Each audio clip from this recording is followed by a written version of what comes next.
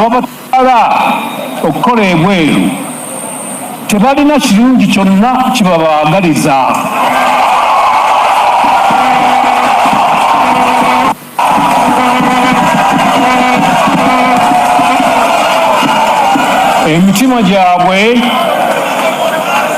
emitima gyabwe si mirungi naye bo bakifunamu nnyo.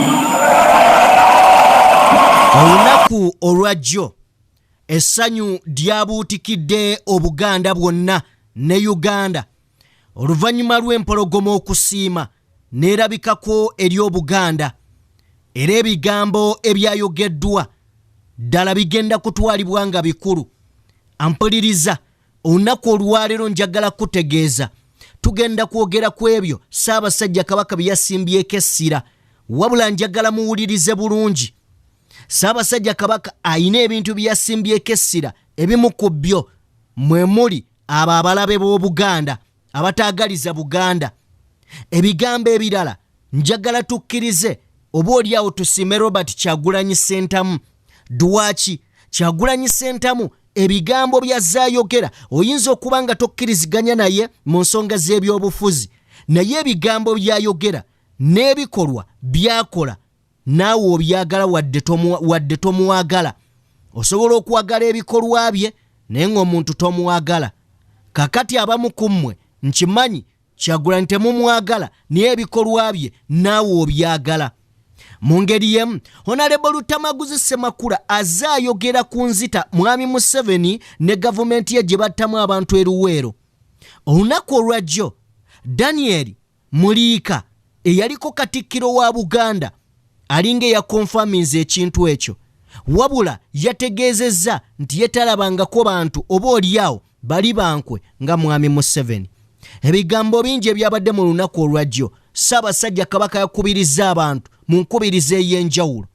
Tugenda kuba nga tubitunulamu. Nzikiriza nsooke nkubuuzeeko wenna gy'osinziira okuba ng'oli abali mu bitundu by'ensi eby'enjawulo, mbaanirizaako omukutu oli ku DPTV Uganda. And of course yenze Asiimye abeerawo okuba nga mbatuusaako ebintu eby'enjawulo. Njagala kuba njuli abatuteekamu ssente ye Aji Abudu Ngabo, ono mulombi wa dduwa. Munoonyeeko munnayuganda munnange asobole okuba nga akuyamba. Mu ngeri yemu tutambula ne Ali Hila Holdings Uganda Limited, bakabaka mu kuzimba amayumba, banoonyeeko. Era nga tutambula ne Kauka Derrick Investments Uganda Limited, bano bakafulu mu kukola obuyinja obudesigning ennyumba, osobola obbanoonyaako. Njagala tutandikirewo straight away, naye nga tetunnaba kutandika njagala tuve mu vidiyo eno, bwe tugivaamu nzije tuseetula emboozi. Ekizibu kya Uganda bwe bakulembeze abalemera mu buyinza 37 years later taagala kuva mu buyinza. So twagala okutereeza ekyo, twagala okusaba kye bayita servant leadership. Ngera bw'okirabwe tukiina mu National Unity Platform nti president si Katonda, servant w'abantu, nti serubula mukulembeze si mufuzi. Era asavinga abantu ba bulijjo be bannannyini nsi, fe batulonda ne batuwa ekitiibwa ekyo tubakulembere. So twagala omukulembeze ng'atya okunyiiza abantu, twagala omukulembeze nga buli bukulembeze bwaffe buli kye tukola twagala kisanyusa abantu basobole okuddamu okutwesiga. Ate twagala buli mukulembeze ng'alina okukonvinsinga abantu ng'era obuyinza buli mu bantu. Twagala okuzzaawo enfuga eya demokrasi ya namaddala ng'abantu kye basalawo kyekibeera ekyo. Twagala okuzzaawo enfuga ey'amateeka nga buli omu yenkanankana ne munne wansi w'amateeka, oba oli mudugavu oba oli mweru, oba oli munene oba oli mutono, oba oli mugagga oba oli mwavu, oba oli wa kabira ki, oba oli wa ggwanga ki, oba oli wa ddiini ki, nga mwena mwenkanankana nga amateeka gabakuuma kyekimu ng'ate gabasavinga kyekimu, nga tewali agenda kujja kusenda muntu ku ttaka lye kubanga yajja gamba kubira ono. So twagala ekyo kijjawo. Finally twagala n'okuzzaawo respect for human rights. Poliisi eno engeri gyeyisaamu kirina okukyukamu, nga tusobola kujja nga bwe bakola ne bawamba abantu ne babatocaringa, n'otocaringa kakwenza n'omusalaasala n'ogenda scot free, ne bakwata abakyala ne babarepinga, nga babarepinga be basirikale abali mu uniform y'eggwanga.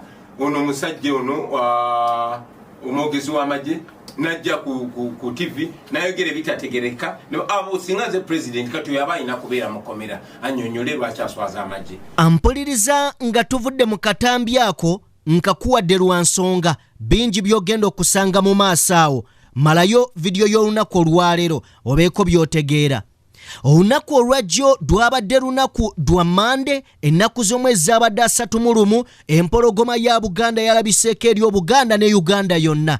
Era nga Ssaabasajja Kabaka wa Buganda yatuuse mu mizira n'enduulu okusobola okubanga oba oliawo abantu bamujagulizaako amatikkira ge ag'omulundi ogwasatu. Njagala kutegeezaako Munnayuganda munnange nti ebigambo ebyayogeddwa olunaku olwajjo njagala tubitunuulire nnyo n'obwegendereza. Olw'ensonga tuzze nga tuwogera ku Mwami Museveni ebyo bye tumanyi, bye tuwulira ne bye batugamba obugambi. Twafunye omukisa olunaku olwajjo Ssaabasajja Kabaka ayina ebigambo bye yatugambye.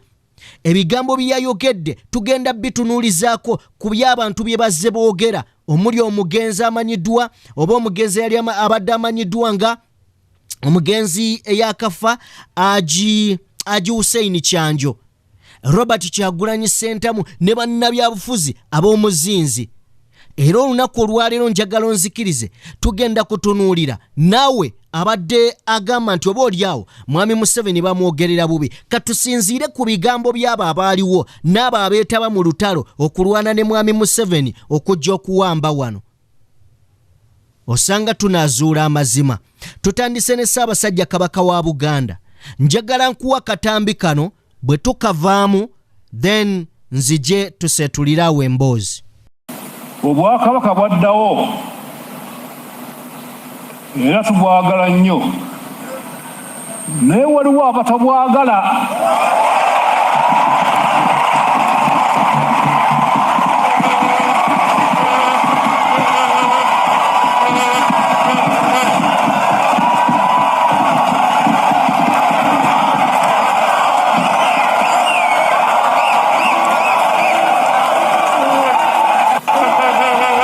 Bwetumala okuwulira ekigambo kya Ssaabasajja Kabaka nga kivudde mu kamwa akake kennyini njagala nkuwa obutambi buno buli bubiri kuliko aka General Museveni ne General Kayindo Otafiire. Twongere okuba nga tuggyayo ekifaananyi ekituufu ddala ku mboozi gye tugenda okwogerako.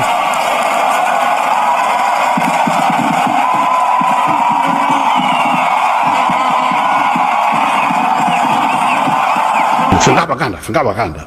We shall crush those enemies as we have done in the past. Yeah.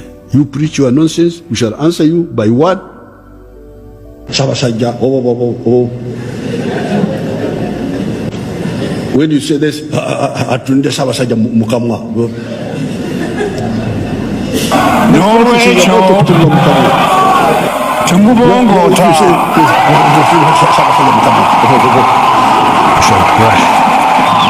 Where should I go for federal?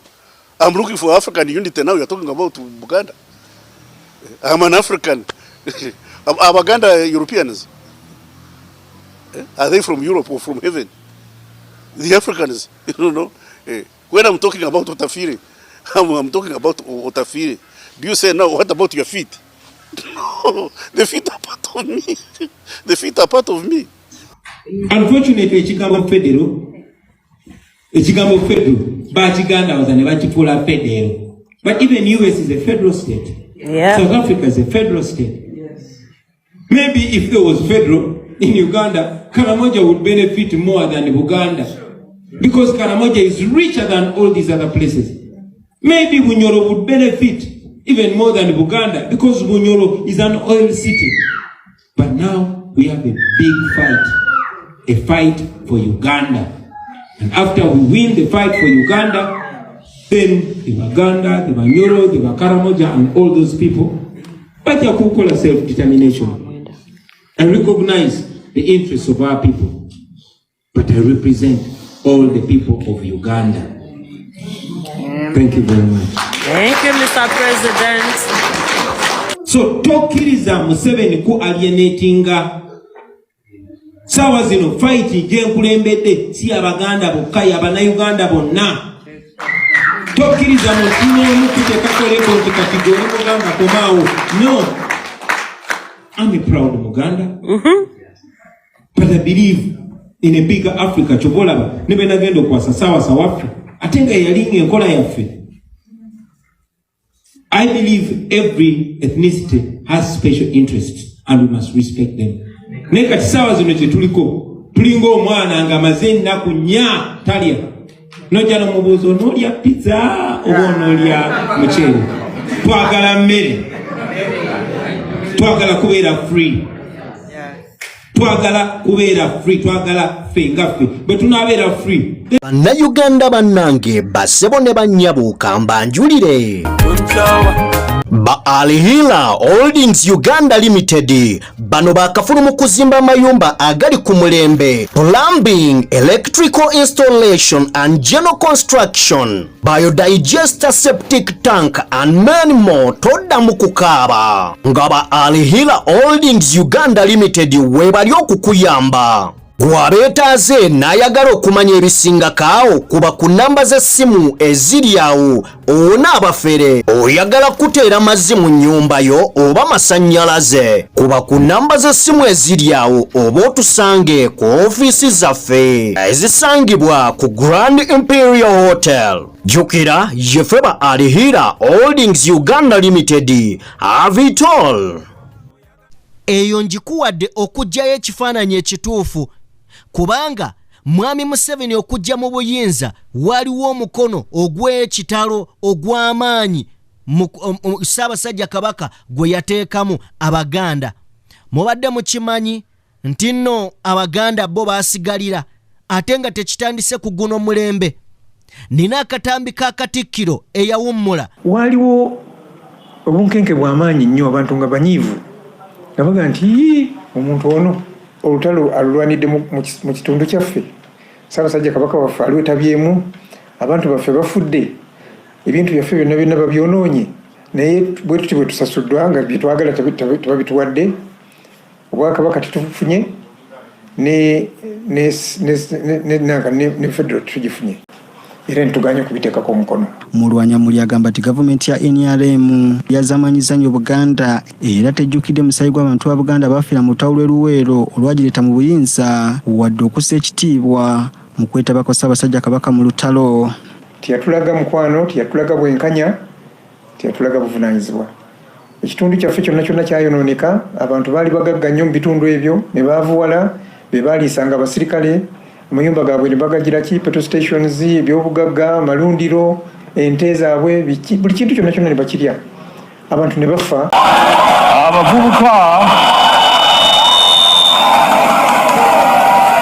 Abavubuka tubaagala nnyo era mutulaze omukwano n'obwagazi.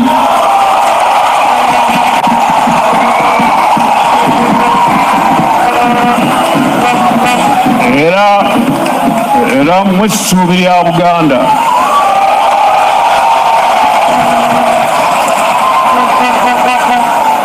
Wabula twagadde okubalabula ku nsonga nga bbiri. Ensonga esooka, temuva mu byalo era temutunda ttaka lyammwe.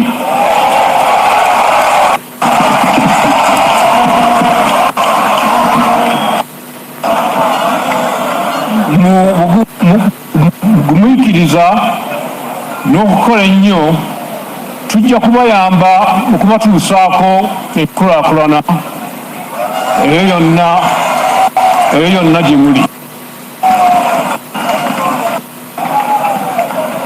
Ensonga ey'okubiri, temubuzaabuzibwa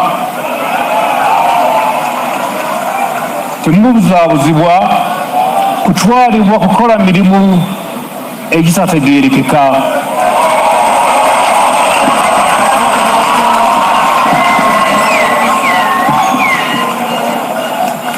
Okutwalibwa mu mirimu mu nsi ez'ebunaayira abantu baffe gye bayisibwa ng'abaddu era n'abamu ne bafiirayo.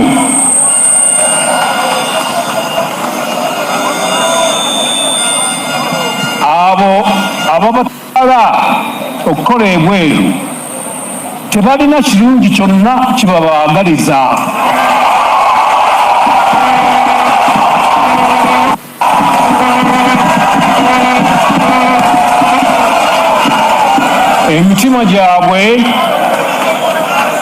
emitima gyabwe si mirungi naye bo bakifunamu nnyo.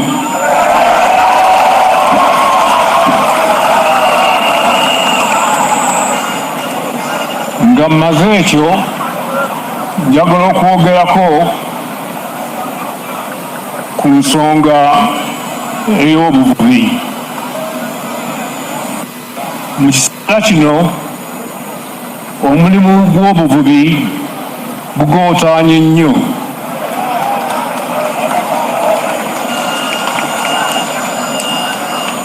Kino kikosezza abantu bangi naddala abavubuka, kubanga abavubuka bangi bazaalibwa ku mbalama z'ennyanja era kwe babeera. Abavubuka nga tebasobola kuvuba kiba kyabulabe nnyo eri eggwanga, era abavubuka abo bayisibwa bubi nnyo. Ensonga eno kisaanidde ekolebweko mangu.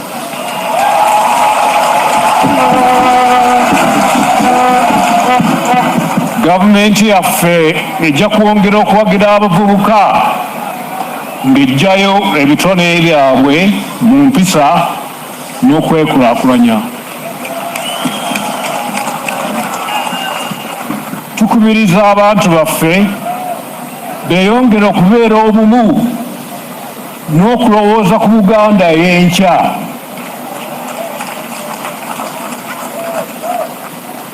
Abo abasoma Bayibuli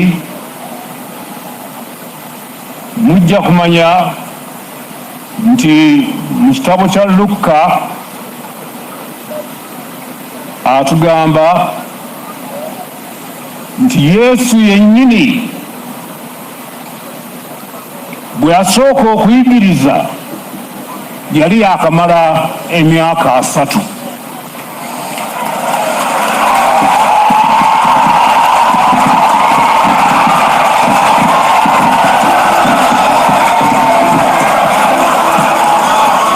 Ekyo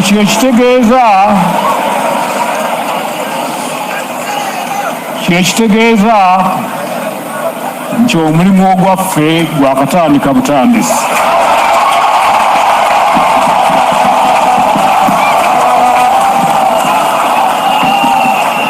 Mbasiibula nga mbagamba nti Mukama abakuume, nsanyuse okubalaba, mwebale nnyo. Ebigambo Ssaabasajja bye yayogedde olunaku olwajjo amazima gali nti ebbanga lye mmaze nga mpuliriza ayogedde ebigambo eby'amakulu, ebigambo eby'amagezi, ebigambo eby'ensusso.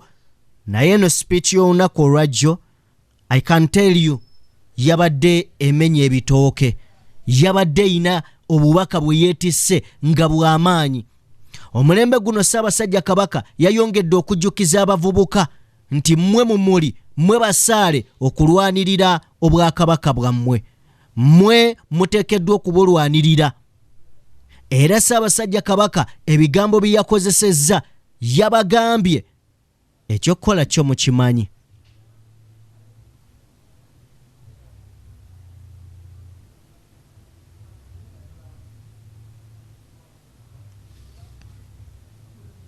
Ebyo byonna nga biri bityo, njagala tubeeko bye tutunuulira.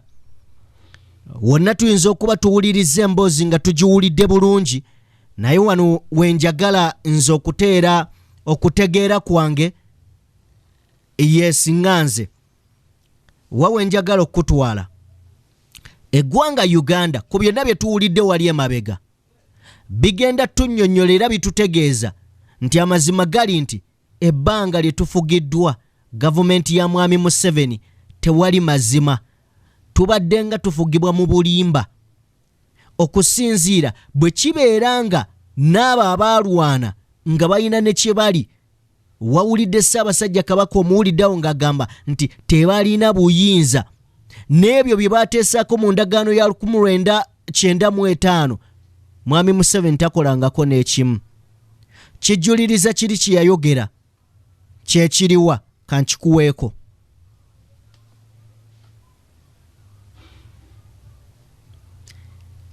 Ago mazima Mwami Museveni takolerangako Munnayuganda wadde n'eddakiika n'emu, talina nakyamwetaaza. Mwami Museveni azze akola ebyo ebimubeeza mu buyinza. Talina yadde eddakiika n'emu gy'agenda kuyimirira agambe nti naweereza Bannayuganda. Kakati gwe wenna ali eyo, obubaka bwa Ssaabasajja Kabaka bwe twafunye olunaku olwajjo, njagala bukutuule mu mutwe, obutegeere bulungi. Saagala obufunire mu kifaananyi kya kubeera nti oli Mukiga, oli Munyarwanda, oli Munyankole, oba oli awo yekka afuna mu kintu kino yaba abufunanga bw'ayagala. Neggwe ng'oli Munnayuganda, kyofa ku bukulembeze bw'abantu, kyofa ku bukulembeze bw'abantu, kuwa service obeere bulungi. I can tell you, olunaku olwaleero tebuliiyo mu Uganda. Bwe kibanga Mwami Museveni ali mu buyinza, tekigenda kubeerayo, tekiriiyo, tekiribaayo.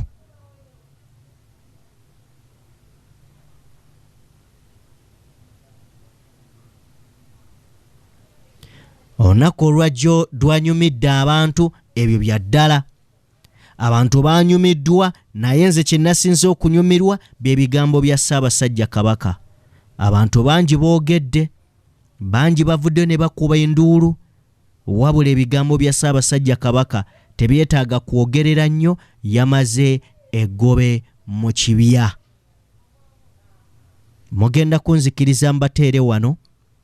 Nsaba Lugabanyini byonna atakuumira mpeera abankuumire. Bannayuganda, kanakaama kammwe oyagala ennyumba yerabike bulungi ekuweesa ekitiibwa, kambanjulira abakawuka Derrick Investments bano nga bakafulu mu kukola amayinja aga designing ennyumba. Oyagala enju yerabike nga yaba minisita, erabike nga aba designers abavudde e Bulaaya, kuba ku namba z'essimu ezo oba basinkane wali ekisaasi okulirana step by step, tojja kwejjusa. Jjukira be bakawuka Derrick Investments.